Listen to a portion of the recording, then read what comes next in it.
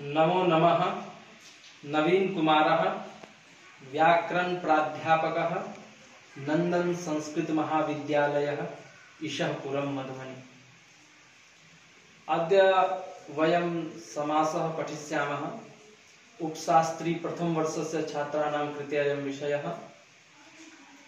को समासः अथवा समासः कतिविधः। तो सम उपसर्ग पूर्वक अस धातोः घै प्रत्यय कृते सति समासः भवति।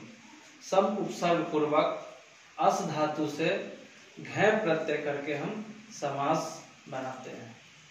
समासः कतिविधः। तो समासः पंचधा। समसनम समासः अथवा संक्षिप्तीकरण समासः व पदानां संक्षिप्तीकरणमेव समासः। पुनः पद किम। तो संज्ञा प्रकरणे पठितम सुप तिङन्तं पदम। सुबंत और तिङन्त की पद ही है। सुबंत और तिङन्त ये पद है। समास हमेशा सुबंतों के साथ किया जाता है। जो 21 प्रत्यय हैं उन सब के साथ सुबंत जो है उनके साथ समास किया जाता है। फिर पुनः समर्थ। समर्थ शब्द कौन से है। समास समर्थ शब्दों के साथ ही किया जाता है। फिर समर्थ क्या है। तो समर्थानाम प्रथमाद्वा अथवा समर्थः पद विधि, ये समर्थ है। तो समासः पंचधा। तो सब पहला है केवल समास, अव्ययभाव समास, तत्पुरुष समास, बहुव्रीहि और द्वंद्व। तो पूर्वं मया पाठितं केवल समासः। तो विशेष संज्ञा विनिर्मुक्तः केवल समासः। उदाहरणं किम। तो भूतपूर्वः, वागर्थाविव इत्यादि। अद्य अव्ययभाव समासः। अव्ययभाव समास का क्या पहचान है। एक तो पूर्व पद प्रधान होगा। पूर्व पद प्रधान होगा। उसके बाद नपुंसक लिंग में होगा।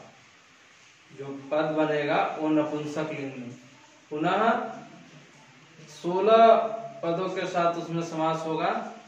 तो एक सूत्र है अव्ययम विभक्ति समीप समृद्धि व्यरिध्यर्था भावत्यया संप्रति शब्द परादुर्भाव पश्चाद्यथानु पूर्व योग पद्य सादृश्य संपत्ति साकल्यंत वचनेषु। 16 पद इसमें विभक्ति। विभक्ति जैसे प्रथमा इत्यादि, समीप, समृद्धि, व्यरिद्धि, अर्थ, अर्थ मतलब वस्तु इत्यादि, अत्यय नाश करने के अर्थ में, असंप्रति फिर शब्द की अभिव्यक्ति, पश्चात मतलब पीछे, यथा अनुपूर्व मतलब क्रमशः, योग पद्य, सादृश्य, संपत्ति, साकल्यंत मतलब संपूर्णता, अंत अंत तक। इन 16 पदों के साथ क्या हो जाता है समास। इनके साथ विभक्ति के साथ, जैसे आप अधि हरि, क्या अधि हरि या अध्यात्मम, अध्यात्मम।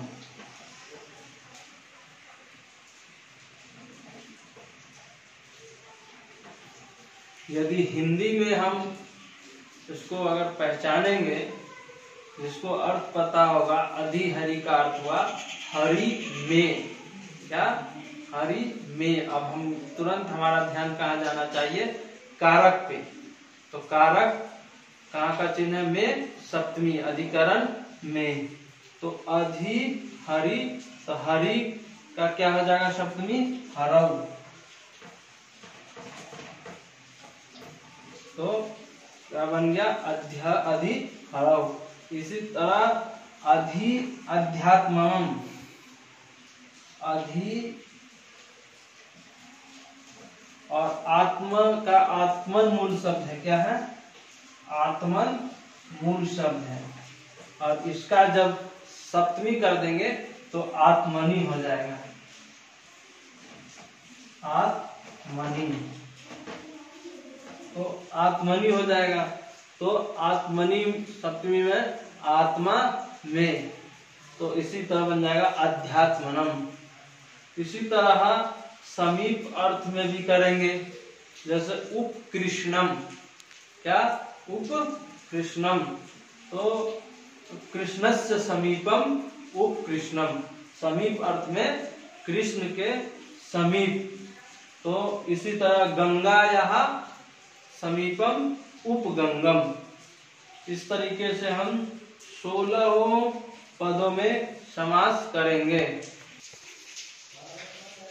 समृद्ध्यर्थे मद्राणाम समृद्धि सुमद्रम, व्यवृद्ध्यर्थे यवनानाम वृद्धि दुर्यवनम, अर्थाभावार्थे मक्षिकानाम अभावः निर्मक्षिकम, अपत्यार्थे हिमस्य अत्ययः अतिहिमम्, असंप्रत्यर्थे निद्रा संप्रति न युज्यते अति निद्रम, शब्द प्रादुर्भावार्थे हरि शब्दस्य प्रकाशः अनु इति हरि। उसके बाद इति हरि अन्यपि उदाहरणानि सन्ति, जैसे